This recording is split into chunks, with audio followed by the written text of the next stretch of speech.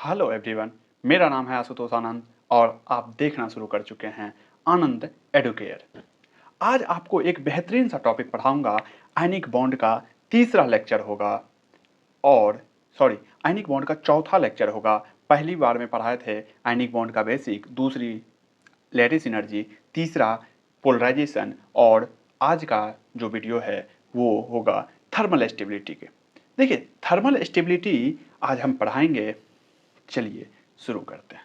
देखिए, thermal stability होता क्या है, सबसे पहले यही जान लेते हैं। देखिए, थर्मल स्टेबिलिटी नाम में ही है थर्मल। सीधा बात याद रखिएगा कि हीट और टेम्परेचर, हीट दें या टेम्परेचर, हीट देने से जो है ना, टेम्परेचर देने से जो जल्दी टूट जाएगा उसका थर्मल स्टेबिलिटी कम होगा और जो लेट से टूटेगा उसका थर्मल स्टेबिलिटी ज़्यादा होगा। थर्मल और स्टेबिलिटी, जो जितना हीट को सह सकता है वो उतना ज़्यादा थर्मल स्टेबल है। ठीक है, तो चलिए आज हम इसी तरह से थर्मल स्टेबिलिटी को समझेंगे। थर्मल स्टेबिलिटी का मतलब हुआ कि जितना ज़्यादा हीट दोगे उतना ज़्यादा स्टेबल। ठीक है, देखिए थर्मल स्टेबिलिटी की यदि हम बात कर लेते हैं तो दो चीज़ें होता है। एक होता है पोली एटॉमिक या डायाटॉमिक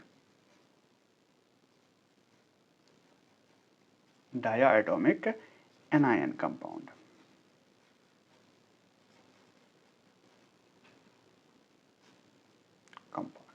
देखिए, आज हम थर्मल स्टेबिलिटी जो शुरू किए थे तो थर्मल स्टेबिलिटी में बोले कि हीट देंगे, जिसको ज्यादा हीट का जरूरत है और फिर भी वो डिकम्पोज नहीं हो रहा है, इसका मतलब वो ज्यादा थर्मल स्टेबिलिटी है।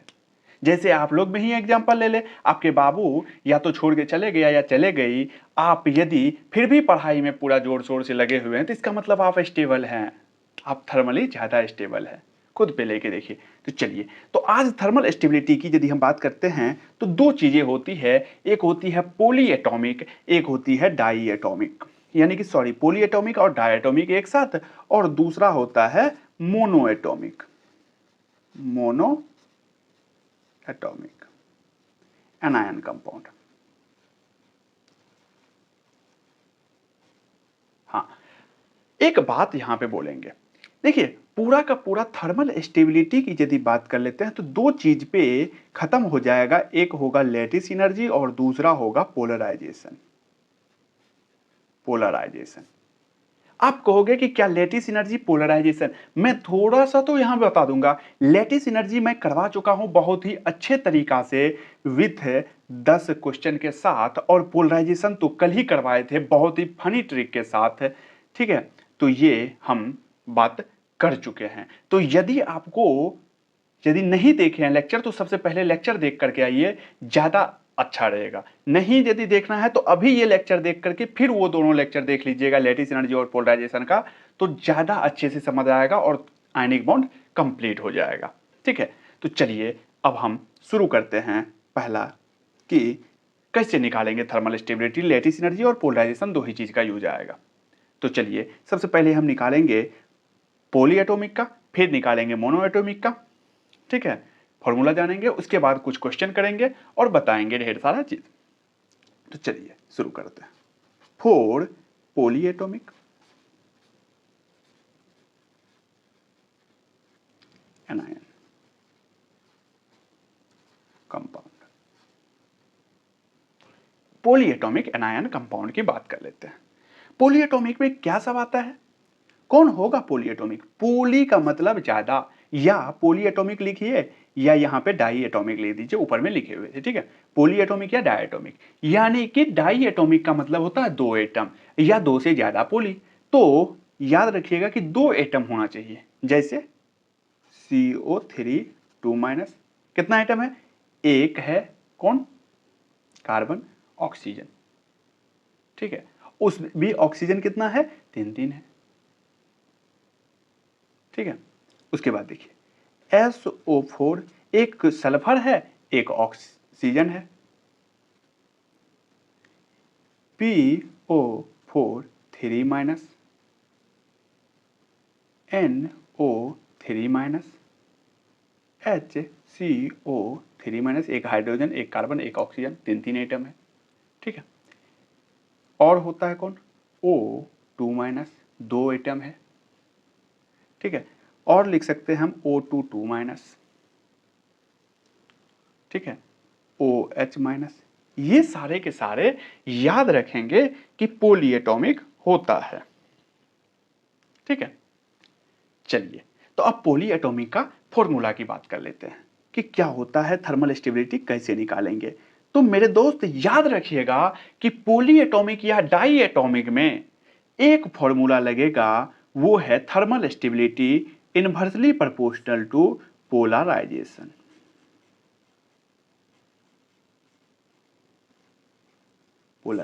पोलराइजेशन पिछले लेक्चर में बहुत अच्छे से पढ़ाए थे, क्वेश्चन भी कराए थे 12 से 13 क्वेश्चन, तो आप जाकर के जरूर देख लीजिएगा। ठीक है, नहीं तो यहां तो बता ही देंगे। अब कल बताए थे कि पोलराइजेशन, पोलराइजेशन क्या बताए थे, प्लस चार्ज था, माइनस चार्ज था। माइनस चार्ज जो है ना अपना एक दूसरे की तरफ जो है ना जा रहा था, अपना इंपैक्ट डाल रहे थे। प्लस चार्ज के लिए क्या निकाले थे कल, पोलराइजिंग पावर यूज होता है, और हम बात कर लेते हैं माइनस चार्ज के लिए पोलराइजेबिलिटी यूज होता है, किए थे इस चीज पे। ठीक है, अब पोलराइजेशन में प्लस चार्ज और माइनस चार्ज को ट्रिक से भी समझाए थे कि प्लस चार्ज को लड़का मान लेंगे, इसको माइनस चार्ज को लड़की। लड़का मान लेंगे तो चार्ज अपॉन साइज हो जाएगा, लड़की में चार्ज और साइज दोनों डायरेक्टली प्रोपोर्शनल होता है। ये सब बहुत अच्छे तरीका से वीडियो में बनाए थे, एक बार देख लीजिएगा। ठीक है, चलिए थर्मल स्टेबिलिटी की यदि बात कर लेते हैं तो इनवर्सली प्रोपोर्शनल टू पोलराइजेशन होता है। अब पोलराइजेशन को हो या आयनिक पोटेंशियल यानी कि फाई को, क्योंकि पोलराइजेशन के ही तो डायरेक्टली प्रोपोर्शनल होता है। तो चलिए देख लेते हैं पॉलीएटॉमिक में। देखिए जैसे पीरियड में लेफ्ट टू राइट जाएंगे, कल बताए थे कि जैसे जैसे जेड इफेक्टिव बढ़ेगा तो पोलराइजेशन यानी कि आयनिक पोटेंशियल बढ़ेगा। तो लेफ्ट टू राइट जाने पे जेड इफेक्टिव का क्या होता है, जेड इफेक्टिव बढ़ता है। जेड इफेक्टिव यदि बढ़ेगा तो फाई क्या होगा, फाई बढ़ेगा, तो थर्मल स्टेबिलिटी क्या होगा, कम होगा, डिक्रीज होगा। नीचे जाने पे क्या होता है, नीचे जाने पे जेड इफेक्टिव का घटता है। जेड इफेक्टिव यदि घट रहा है, ठीक है, वैसे तो नीचे आने पे हम बात कर लेते हैं साइज का डोमिनेंट फैक्टर ले लेंगे। ठीक है, क्योंकि जेड इफेक्टिव की यदि बात कर लेते हैं तो ऑलमोस्ट कांस्टेंट होता है। ठीक है, और यदि वैसे देखेंगे तो थोड़ा थोड़ा घटता है, लेकिन ऑलमोस्ट कांस्टेंट रहता है जेड इफेक्टिव। हम इस पे जो है ना साइज के बेसिस पे चलते हैं। तो जैसे जैसे हम बात कर लेते हैं नीचे जाएंगे ना, तो फाई क्या होता है, फाई डिक्रीज होता है। तो फाई डिक्रीज होता है तो थर्मल स्टेबिलिटी इंक्रीज होता है। फाई का मतलब पोलराइजेशन, आयनिक पोटेंशियल, जो कि कल बताए थे। ठीक है, तो याद रखिएगा कि left to right thermal stability decrease होता है और टॉप टू बॉटम इंक्रीज होता है। कैसे होता है क्वेश्चन करेंगे तो इसका जरूरत नहीं पड़ेगा, बस इसी चीज का जरूरत पड़ेगा कि याद रखिएगा कि thermal stability direct inversely proportional होता है पोलराइजेशन के। चलिए ये हो गया पॉलीएटॉमिक की बात खत्म। दूसरा आते हैं मोनोएटॉमिक पे, उसके बाद क्वेश्चन ही करेंगे। Mono atomic anion compound. चलिए मोनोएटॉमिक एनायन कंपाउंड, मोनोएटॉमिक कौन कौन हो सकता है, जो इसमें एक एटम हो, जैसे X-, H-, O2-, N3-, C4-। ठीक है, मोनोएटॉमिक। तो याद रखिएगा कि मोनोएटॉमिक में दो फॉर्मूला का यूज आएगा, दो नहीं एक ही कहना है। हम टोटल का अभी बात करेंगे कि टोटल कैसे याद रखेंगे, तो टोटल याद रखने का अभी तरीका जानेंगे। ठीक है, तो चलिए अब देखिए थर्मल स्टेबिलिटी डायरेक्टली प्रोपोर्शनल होता है लैटिस एनर्जी के। अब कहोगे कि लैटिस एनर्जी का फॉर्मूला बता दो, तो इस पे बहुत अच्छा से क्वेश्चन सहित किए हुए हैं, तो एक बार देख लीजिएगा, अभी वैसे फॉर्मूला बता देते हैं। ठीक है, थर्मल स्टेबिलिटी डायरेक्टली प्रोपोर्शनल होता है लैटिस एनर्जी, लैटिस एनर्जी होता है, लेकिन याद रखिएगा इसको ग्रुप में यूज करना है, इन ग्रुप में, इसको ग्रुप में यूज करना। अब लैटिस एनर्जी होता क्या है ये देख लेते हैं। लैटिस एनर्जी होता है directly proportional to charge of cation into charge of anion upon size या radius of cation plus radius of anion. यही होता है लैटिस एनर्जी। बताए थे वहां पे, ढेर सारा क्वेश्चन कराए थे, देख लीजिएगा। अभी इसी पे बना देंगे और क्वेश्चन में अभी दिक्कत नहीं होगा, पूरा वीडियो भी देख लीजिएगा तो दिक्कत नहीं होगा, लेकिन देख लेना एक बार, ठीक है। चलो तो शुरू करते हैं। अब देखना, ये ग्रुप में लगाना है directly proportional to lattice energy, और पीरियड में क्या लगाना है? पीरियड में लगाना है thermal stability inversely proportional to polarisation.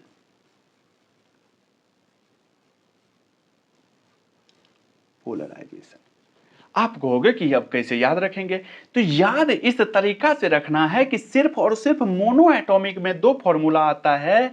Group की जहां तक बात आती है ना, तो मोनो एटॉमिक में लेटिस एनर्जी से साथ लगाना है। उसके अलावा यदि पीरियड की बात आ जाए, इन पीरियड, ये तो पीरियड में लगेगा, इन पीरियड।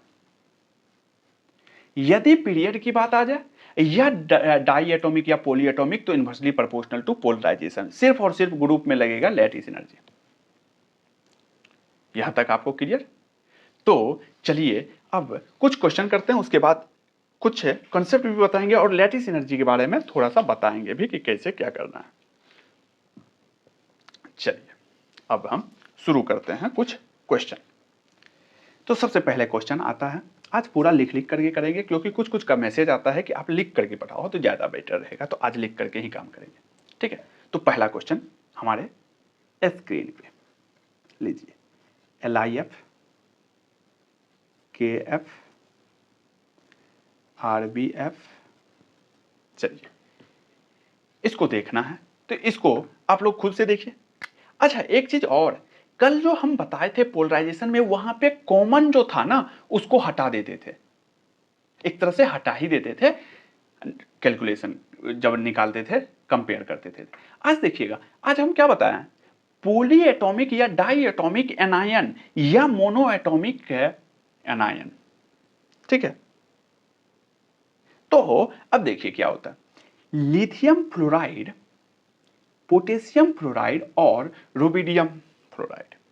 तो यहां पे -F -F -F माइनस है, ठीक है। F माइनस है तो याद रखेंगे कि F माइनस वाला आया, एनायन को देखना है। तो एनायन कौन है? F minus. ये कौन है? एक ही है, एक है तो इसका मतलब मोनो एटॉमिक है। अब यदि मोनो एटॉमिक है उसके बाद उछल के जाएंगे कि इस पे क्या है, प्लस है, इस पे भी प्लस है, इस पे भी प्लस है। और ये यदि सब जगह चार्ज सेम है तो साइज, क्योंकि सेम ही ग्रुप का है तो साइज में डिफरेंस है। तो अब हम इससे कंपेयर करेंगे साइज से। फिर से एक बार, जो एनायन के बारे में पढ़ते हैं तो एनायन को पहले हटा करके एनायन देख लेंगे कि मोनो एटॉमिक है या डाई एटॉमिक, उसके बाद कैटायन को देखेंगे साइज और चार्ज के बेसिस पे, ठीक है। तो अब देखिए यहां पे साइज बढ़ रहा है और हम क्या पढ़ रहे हैं, मोनो एटॉमिक। मोनो एटॉमिक है और साइज यानी कि एक सेम ग्रुप में है, और ग्रुप के लिए अभी अभी बताए थे क्या यूज करना है, लैटिस एनर्जी वाला फॉर्मूला, सही है। तो लैटिस एनर्जी वाला, लैटिस एनर्जी क्या था, डायरेक्टली प्रोपोर्शनल था थर्मल स्टेबिलिटी के। अब यदि डायरेक्टली प्रोपोर्शनल था और लैटिस एनर्जी होता क्या है, चार्ज अपॉन साइज,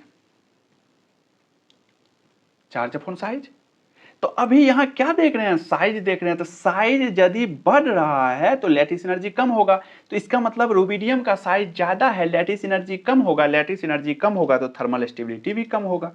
इसका मतलब ये हो जाएगा ऑर्डर। चलिए दूसरा क्वेश्चन, दूसरा क्वेश्चन देखते हैं, NaCl, MgCl2 और AlCl3। अब यहां पे फिर से देखते हैं यहां पे क्या होगा।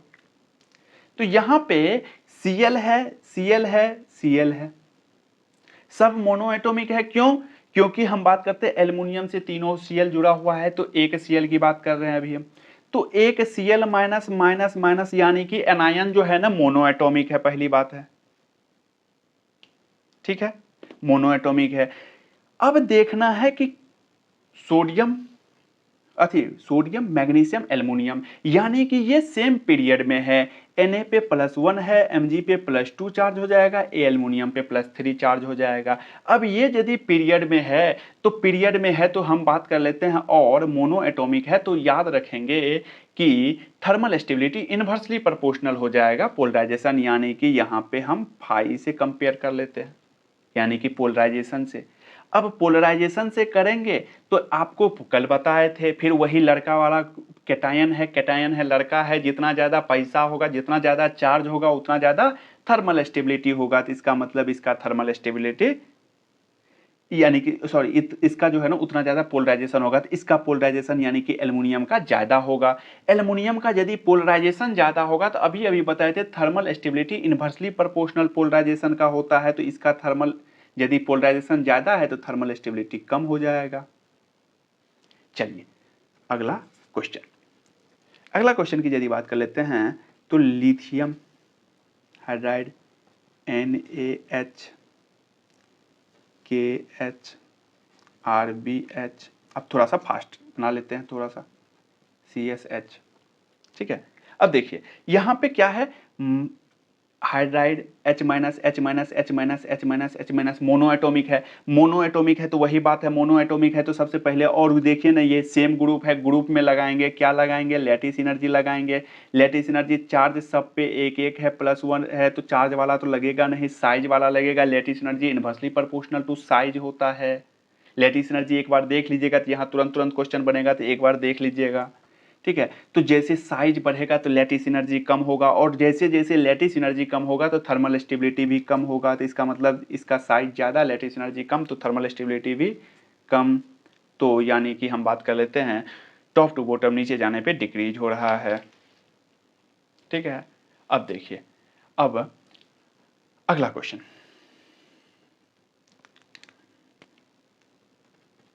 चौथा नंबर,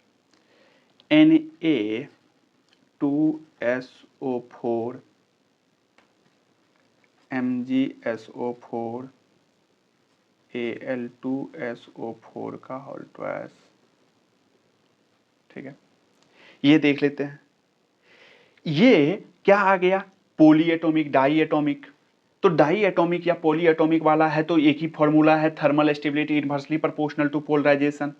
तो ये तो एनायन हो गया, तो इससे तो हम पता लगा लिए कि चलो भाई ये जो है ना, पता चल गया कि पॉली एटॉमिक का है। तो अब देखेंगे ये तो सोडियम +1 मैग्नीशियम +2 में आता है और एल्युमिनियम +3 में आता है। चार्ज धीरे धीरे बढ़ रहा है, चार्ज बढ़ता है तो कल बताए थे पॉजिटिव का यदि चार्ज बढ़ रहा है कैटायन का, लड़का का, तो वो उसका पोलराइजेशन ज़्यादा होगा। तो पोलराइजेशन यदि ज़्यादा हो रहा है तो थर्मल स्टेबिलिटी कम होगा, क्योंकि इन्वर्सली प्रोपोर्शनल होता है। तो इसका पोलराइजेशन ज़्यादा तो इसका थर्मल स्टेबिलिटी कम। तो सबसे ज़्यादा Na2SO4 का हो जाएगा, सबसे कम Al2SO4 का होल ट्वाइस हो जाएगा, ठीक है। इसको किस चीज़ से कंपेयर किए, यहाँ पे लिखना चाहते हैं तो लिख दीजिए, फाई से। फाई का मतलब पोलराइजेशन है, आयनिक पोटेंशियल है, ठीक है। चलिए अगला क्वेश्चन आपके स्क्रीन पे है, BeOH का होल ट्वाइस, MgOH का होल ट्वाइस और BaOH।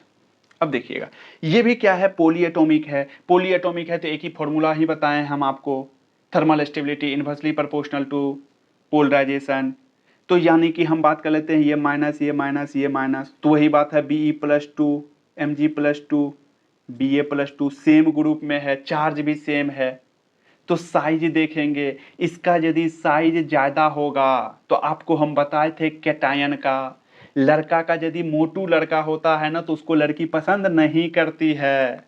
तो नहीं करती, इसका मतलब उसका कोवेलेंट कैरेक्टर नहीं बनेगा, कम बनेगा। तो इसका यानी कि हम बात कर लेते ये साइज में ज़्यादा है तो इसका कोवेलेंट कैरेक्टर कम होगा, यानी कि पोलराइजेशन कम होगा। पोलराइजेशन कम होगा तो थर्मल स्टेबिलिटी ज़्यादा होगा। क्यों? क्योंकि लड़की नहीं आएगी इसके ज़िंदगी में, या लड़का नहीं आएगा इसके ज़िंदगी में, तो ये बढ़िया से पढ़ेगी या पढ़ेगा तो मेडिकल कॉलेज में पहुंचेंगे तो थर्मल स्टेबिलिटी ज़्यादा है, ये स्ट्रॉन्ग ज़्यादा है, ठीक है। अगला क्वेश्चन देख लेते हैं एक और, अभी 3 क्वेश्चन और लेंगे। CO3 BCO3 CaCO3, ठीक है, और SrCO3। मेरे दोस्त ये भी उसी ग्रुप में है, बेटा मांगे कन्या सुंदर बाफराजी या बेटा मांगे कार स्कूटर बाफराजी, जैसे ट्रिक याद है वैसे कीजिए। लेकिन यहाँ पे देखिए CO3 की यदि बात कर लेते हैं तो यहाँ पे हम बात कर लेते हैं ये भी पॉलीएटॉमिक एनायन, पॉलीएटॉमिक एनायन। यदि ये पॉलीएटॉमिक एनायन है तो अब हम देख लेते हैं कैटायन का क्या है। तो कैटायन Be+2 Ca+2 Sr+2, क्योंकि सेम साइज यानी कि ग्रुप सेम है, ग्रुप सेम है तो चार्ज भी सेम होगा, तो साइज पे कंपेयर करेंगे तो वही बात हम बोलेंगे अभी फिर से, क्या कि मोटू लड़का को लड़की पसंद नहीं करती है, साइज इसका ज़्यादा है। कैटायन लड़का को बोले थे, पोलराइजेशन में देखिएगा ये यदि लड़का है मोटू है तो ज़्यादा साइज बड़ा है तो पोलराइजेशन कम होगा, पोलराइजेशन कम होगा तो थर्मल स्टेबिलिटी इन्वर्सली प्रोपोर्शनल होता है, तो इसका थर्मल स्टेबिलिटी ज़्यादा हो जाएगा। चलिए अगला क्वेश्चन लेते हैं। अगला क्वेश्चन Li2CO3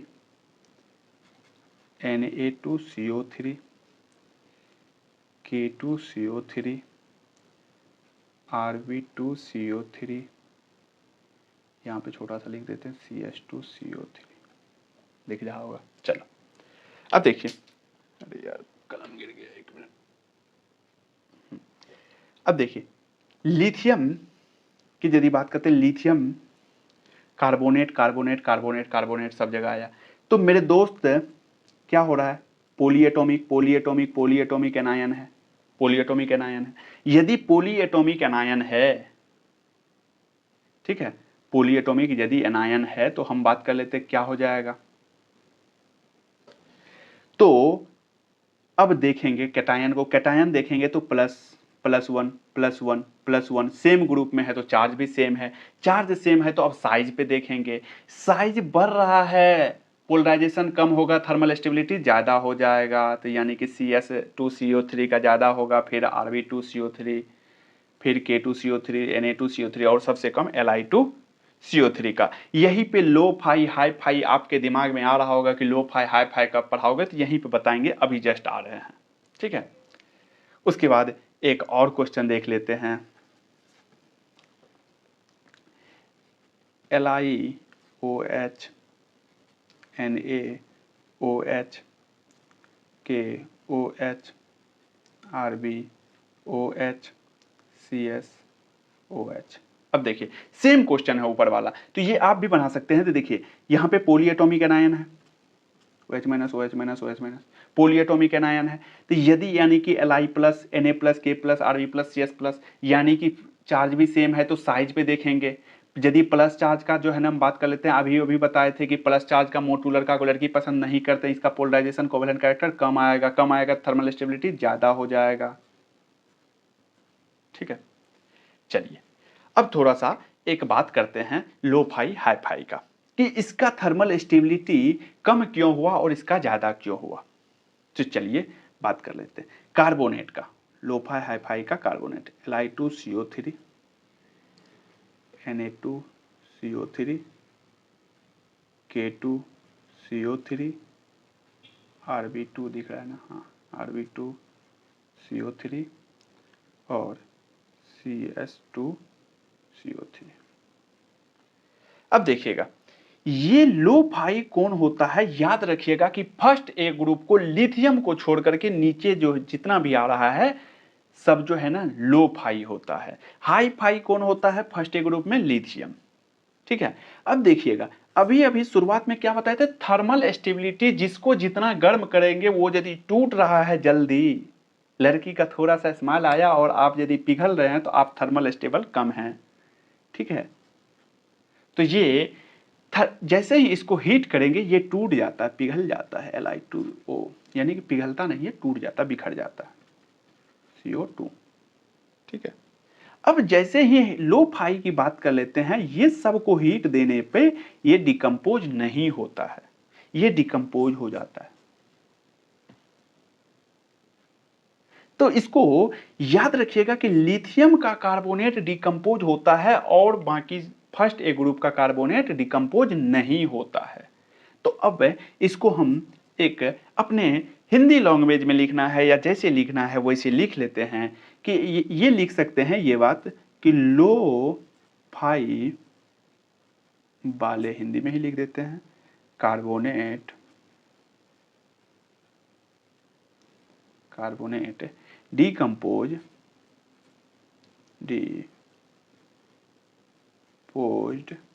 नहीं होते हैं।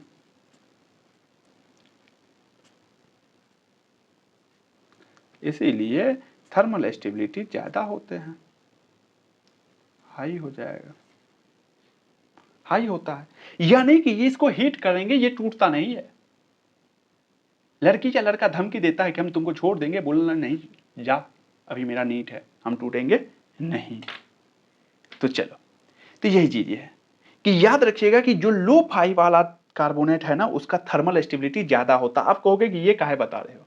अरे मेरे दोस्त 4 एग्जाम्पल आएगा, 4 एग्जाम्पल में क्या पता एक लो फाई वाला होगा तो और पूछेगा थर्मल स्टेबिलिटी बताओ किसका ज्यादा होगा, आप ऐसे ही बता दोगे। ठीक है, तो चलिए इसको इंग्लिश में लिखना है तो ऐसे लिख दीजिए कि first A carbonate only lithium carbonate decompose हो रहा है, हीट करने पे, ऑन हीटिंग। वाइल अदर, अब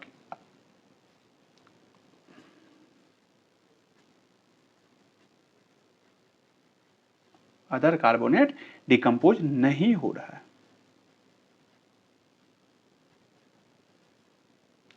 सॉरी यहां पे other carbonate do not decompose होगा, यहां डू नॉट लगा दीजिएगा, do not decomposed on heating, heating करने पे डिकम्पोज नहीं होगा। तो ये समझ लीजिएगा कि ये लो फाई है, लो फाई। कौन कौन? Sodium, potassium, rubidium, caesium. याद रखिएगा कि लो फाई वाले का थर्मल स्टेबिलिटी ज्यादा होता है। हो सकता है आपके क्वेश्चन में ही आ जाए और आप तुरंत जो है ना टिक करके निकल जाओ। चलो, तो थोड़ा सा और कंसेप्ट बताएंगे, उसके बाद इसको खत्म करेंगे। एक अब यदि ये चीज बताए हैं तो एक क्वेश्चन ले लेते हैं। बी, फिर से वही, इससे पहले यही क्वेश्चन लिए थे, BeCO3, वो फर्स्ट ए ग्रुप, अब की बार सेकेंड ए ग्रुप, MgCO3, CaCO3, SrCO3 और BaCO3। बेटा मांगे कन्या सुंदर बाफरा जी। ठीक है, तो ये क्या है? वही बात, पॉलीएटॉमिक एनायन है। पॉलीएटॉमिक एनायन है तो thermal stability inversely proportional to polarisation.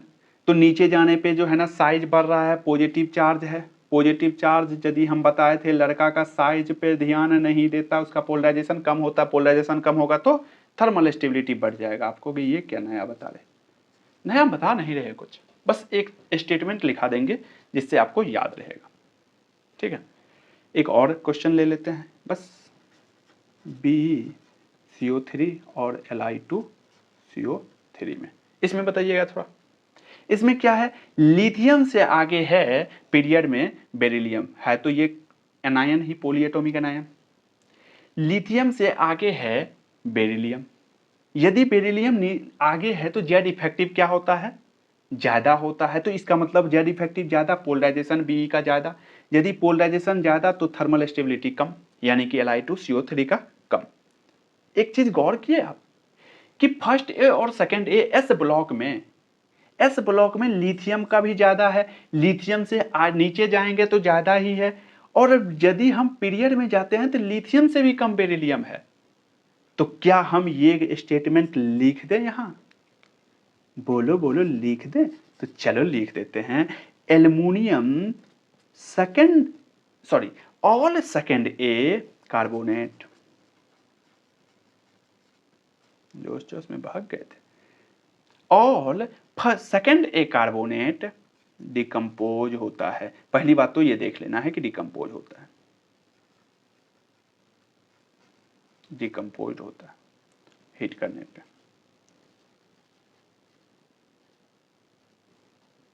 Heating क्यों होता है?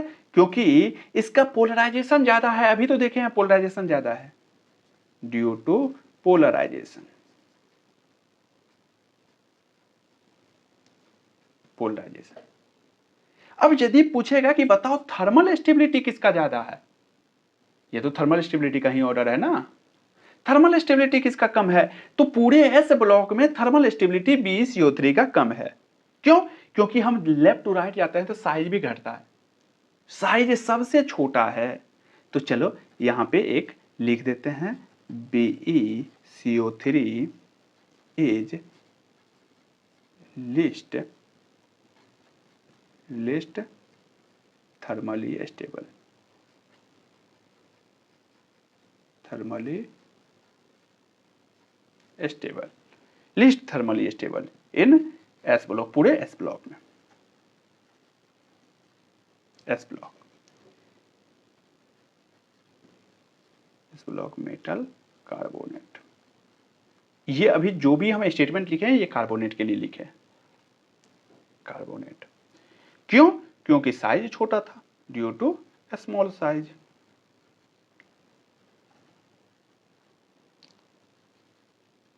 किसका स्मॉल साइज था? तो B+2 का। अब देखिए, अब आप कहोगे कि यार थर्मल स्टेबिलिटी इतना ही है क्या? मैं आपको रियलिटी बता रहा हूं कि नीट के लेवल पे इससे ज्यादा कुछ नहीं पूछेगा। अब आप कहोगे कि नहीं हमको और बताओ, तो और बता देंगे। यदि आप कमेंट करके बता देना कि इतना सफिशियंट है, नीट के लिए इतना सफिशियंट है, बोर्ड और ज्यादा डिटेल में समझना है, तो हम कुछ दिन में जो है ना सीरीज स्टार्ट करने वाले हैं। तो उसमें जो है ना पूरा का पूरा कवर कर लेंगे कि कैसे डिकम्पोज होता है, कैसे क्या बनता है, लिथियम कार्बोनेट है तो क्या बनेगा, हाइड्रोक्साइड है तो क्या बनेगा, सब कुछ को डिटेल में कर लेंगे। यदि फिर भी यदि आपको लगता है कि नहीं करवा देना, तो हम दूसरा वीडियो बना देंगे थर्मल स्टेबिलिटी पे, लेकिन नीट के लिए यहाँ तक सफिशियंट है। ठीक है, यदि अच्छा लगेगा तो लाइक शेयर एंड सब्सक्राइब तीनों कर दीजिएगा प्लीज। ठीक है, थैंक यू।